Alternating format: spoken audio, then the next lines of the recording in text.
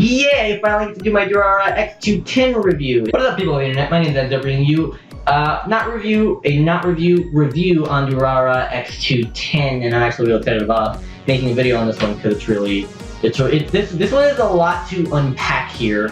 Just saying, and also my hair is slicked back in the video because my hair is not usually like this, so you're seeing Enzo in a non-normal way.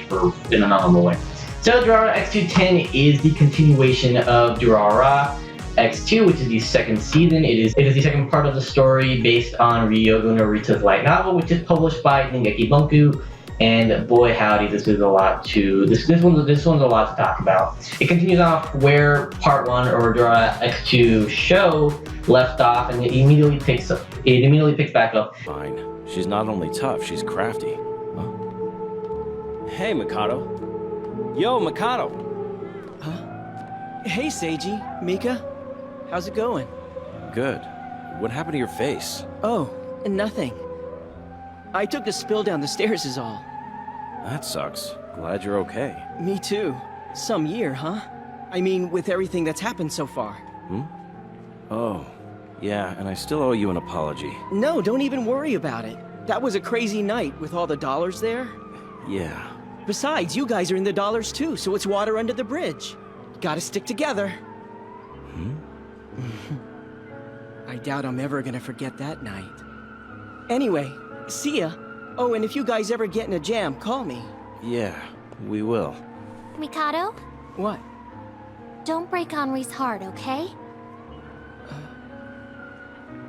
I guess we'll see you at school then. Yeah, sure. See ya. Mika, he seemed kinda off to you. Yep.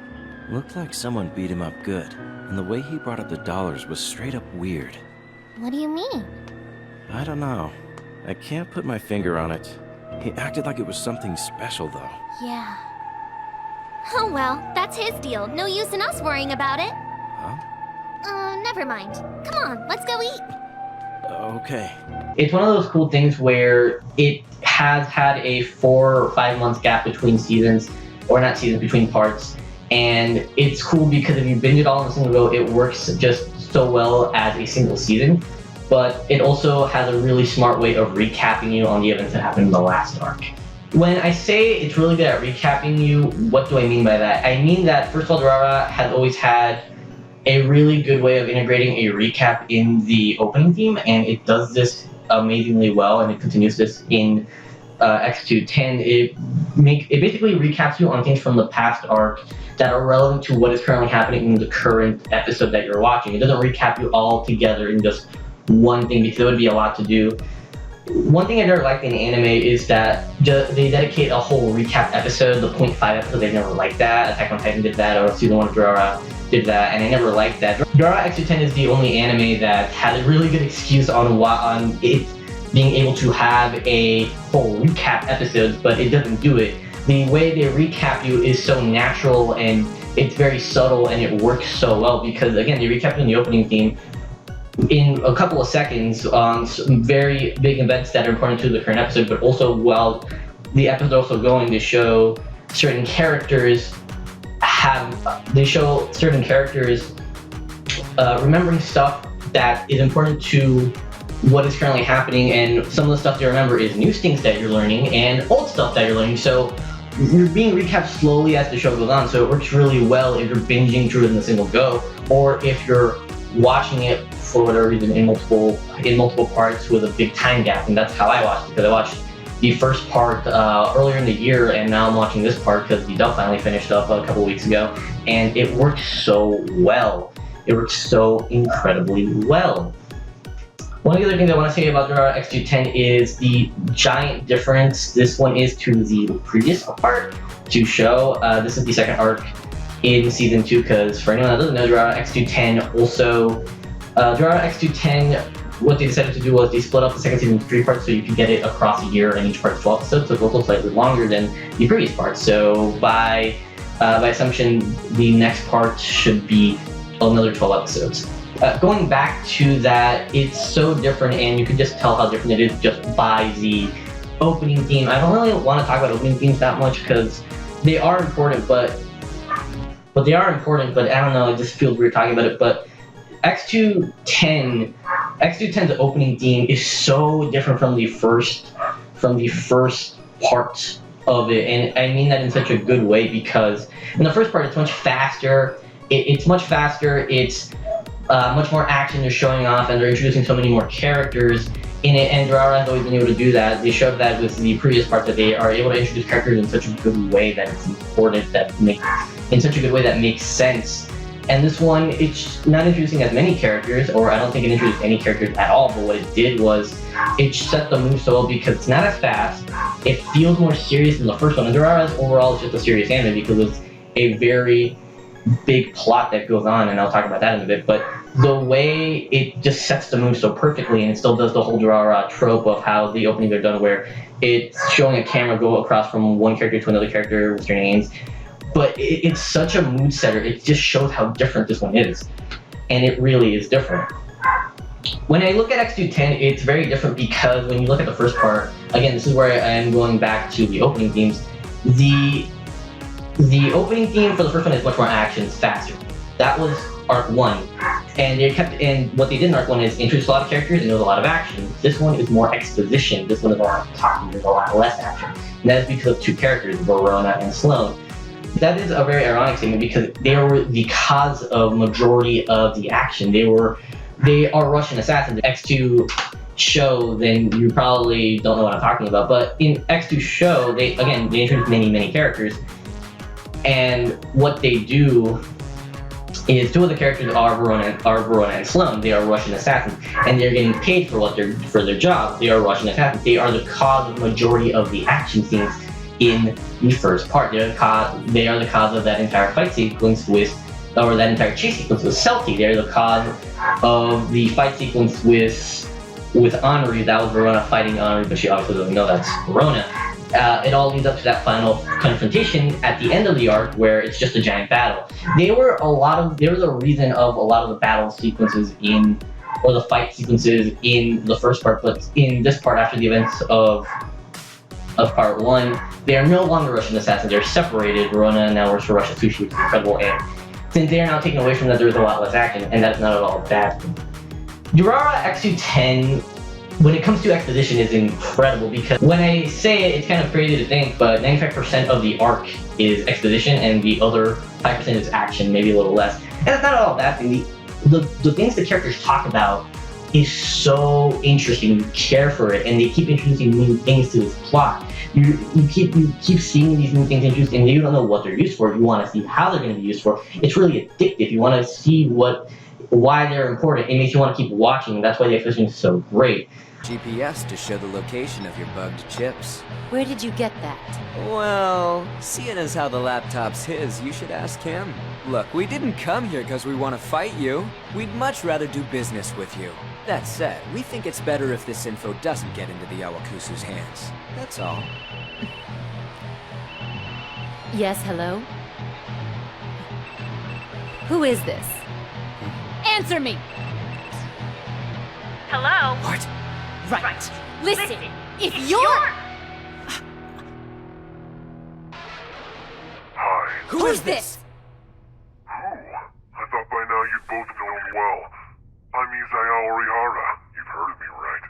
So, kidnapping. That's low. But it brought us all together. What the hell?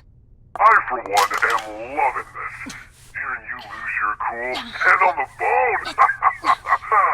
I know. Let's have a pop quiz. What? The hell is this shit? Question 1. What did Yokage of Amphispina and Mr. Kamui of Heaven's Slave have in common? Too slow. The answer is they How both do you have know a mole Tokage's the under boss? each eye. Tell me! Question 2. How do you know what the boss looks like? It's about the gentleman with the bag over his head. Do you know if he has moles under his eyes? Yes or no? Come on, tick-tock.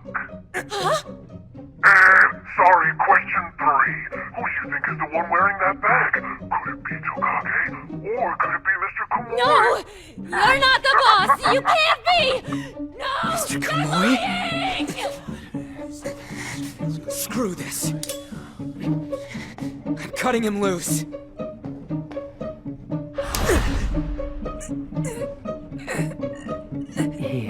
Let me give you a hand with that.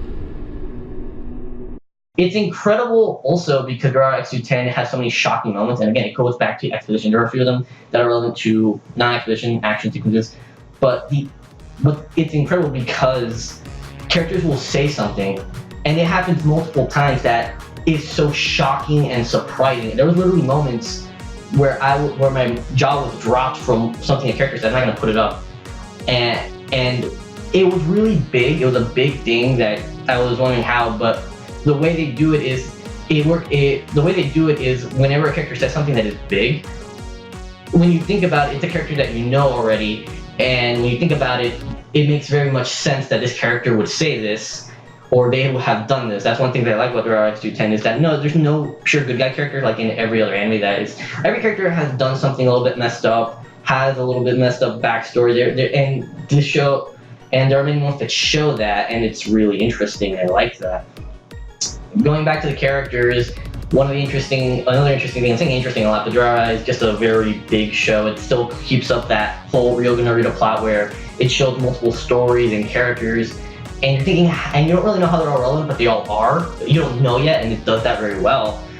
But going to the characters are still just as strong as ever. They don't introduce any new characters in this arc. When I look at the two arcs and how the final arc's going to be, it's very much, first arc is introductions. They're introducing to many characters because that first arc introduces you to so many characters and does it very well. You don't feel like you don't understand who this character is. They introduce them in a very good, strong way, and the way they introduce them is either relevant to a very simple event that makes a lot of sense, or relevant to a character. And they also do that. I've never been saying a lot that they don't introduce any characters as well. They do introduce a few, but not really that many. It's very little compared to the first arc. But a few, not as much as the last one. And it's not just, who are all these characters? Durarara I praise for being able to handle such a big plot of such a big cast of characters and being a short anime, or small anime. But when it came to the characters though, when it came to the characters, it was just interesting because a lot of the characters show a side that we haven't seen before. A lot of the characters act or do or say something surprising. That goes back to the thing I was saying about Expedition and it being surprising. And it really is. I'm not gonna say who, but again, going back, there are many moments where a character will say something or do something that surprised me in a very big way that I wasn't expecting. And it's really interesting. But also with the characters, they have moments. A lot of characters have moments that you can sympathize with the character. All right, so this guy you got off, he like a good person? I don't know. I'm not sure. I don't know anything. Everyone's been lying to me. My friends, their moms, my own dad. I don't even know if I can really trust you either. And then they have moments where you cannot at all sympathize with them because of what you're saying that you cannot relate. Yeah, there are many surprising moments with a lot of the characters, and that was one of the best things about this arc. Again, it goes back to just that character that... It's a weird thing to say, but this arc I think is better than the first arc for the reason that it had me surprised. I was surprised. I was literally... There was a moment in the show that was me hitting my bed because of what just happened. And some of those moments were just characters talking. Again, when I look at the three arcs, the first arc is very much introduction, and this one is just setup. This one is set up, and it is really good setup. They are setting up a big thing. They're setting up the final arc. They are setting it up. It's coming in January. And the way it ends, the way how characters have changed, the way they talk, the way they're talking to each other, the way everything about it works so well. It works so well. It pulls off that trope that I like, or not trope, but that thing I like about a lot of animes that when they get second seasons, where the first season is they introduce you to all the characters. They have to take time to introduce you to all the characters. The moment you get a second season, they don't have to do that. They immediately get to the action. They immediately get to the point. This does it really well because the first arc was just with a lot of character interactions, but with a lot of character introductions. That's what I meant to say. They introduce a lot of characters, and this one is Expedition. They are revealing stuff about these characters, and it changes your opinion on a lot of them, and it's really surprising. They also show how it's been relevant, how they are relevant to something that happened in season 1, and it's really good. The first part is introduction. This one is exposition. It's setup. It's really good setup. And then the final part is going to be the giant payoff. I really want to see that.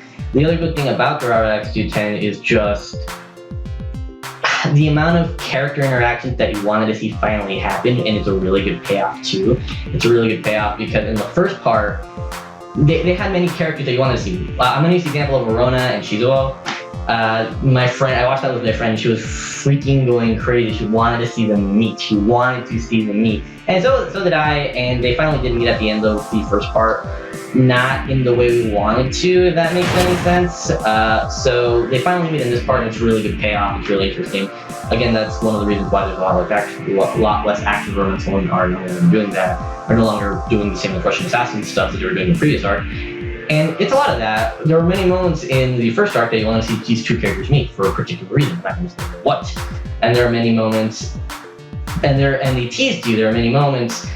There are many moments like that. Guess what? This arc finally does it. There are many moments where, oh yeah, this character and this character you wanted to see meet finally meet, and it's a really entertaining or interesting interaction between these characters. It's really good. This entire arc is really good payoff, and it's incredible because it's payoff for a previous arc.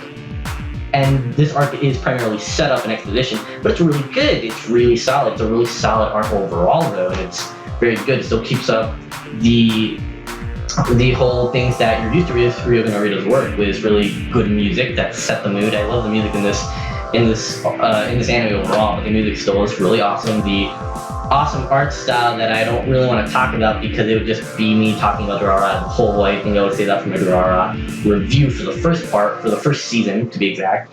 But the art style and how everything is drawn and how everything is drawn from the characters to the backgrounds look really good. The way the characters are drawn, make them pop up from the screen, make them pop off the screen, and makes you easily grab your attention. There's a funny moment in the show though where Shinra and Celty are talking, and it does that thing where the entire background is still, and the characters are colored differently because they're going to be moving. It was funny because there was a little TV that was going out of the frame that was actually animated, and that actually caught my attention. So that's just another thing. The animation is really freaking solid. How everything looks is good. The music is incredible. I think I'm going to put a clip right here. You're famous, your brother's famous. That's the price you pay for celebrity, I guess. I guarantee that won't be the last time that happens. It still sucks. Shizuo and Mr. Tom, welcome! Hey, you ever thank that geeky doc for getting you out of that jam yesterday? No, not yet. Even though you guys are tight, he stepped up for you. He deserves a call at least. I know, you're right. I'll call him now. Blonde, sunglasses, dressed like bartender. It is him. Hey, Shinra. Look, sorry for the trouble yesterday. Just calling to say thanks and, Huh? Yeah, sure. I'll try and catch you later then. What's up? He said to call back. Guess he must be busy. The weird thing is, he sounded all choked up. What's his problem? Don't look now, but that girl's totally giving us the eye. Hmm? Oh, the blonde? Must be new. Or maybe they never had her out front before. Yo, Dennis, how long's that gorgeous girl over there been working here? She Russian too? Yeah, she's Russian. But we're still training her, so she's about as useless as a Matryoshka doll. Huh. And yeah, Durarara X210 is so solid. It's a really solid continuation to just this whole show in general. It's a really good thing. Real Narita's way of storytelling is still great. They introduced a few new characters, and that's also really good. Durarara, though, we've been able to do that really well. And just, I find it one of the best things about it is just, Durarara is a very plot-centric show. It's very plot-centric. It's very, you have to pay attention in the show, and this one is a very good example of that. Pay attention to everything. Pay attention to all what the characters think, because it's all good, it's all interesting. This arc is payoff, and it's also really good setup. It does these two things that does it so well, and it also recaps really well. It does all these things so well. It's such a solid continuation to Durarara, and I legit, I'm not joking, I wanted to review this immediately after I watched it, and I wrote on a 1,000-page thing on Word just because I couldn't review it, and I had all these thoughts going on in my head, and I'm not even using it now, because there's that much in Durarara, And if you're if you're watching this, even though I have not said anything about, even though I said do not watch this if you haven't seen Durarara, don't be scared. The way they introduce plot, characters, it's so natural and flows so well that it doesn't feel like there's too much going on. It's really good. If you guys want to watch Durarara X210, it is a solid continuation of Durarara. I said that a billion times, but I will also link below Crunchyroll that has a link to the Crunchyroll that actually has it, because it has it both in English and in Japanese. In English and in Japanese. I didn't talk about the dub. The dub is one of the most solid dubs. Verona is my favorite, or one of my new favorite characters, because Brina Palencia is doing a Russian accent.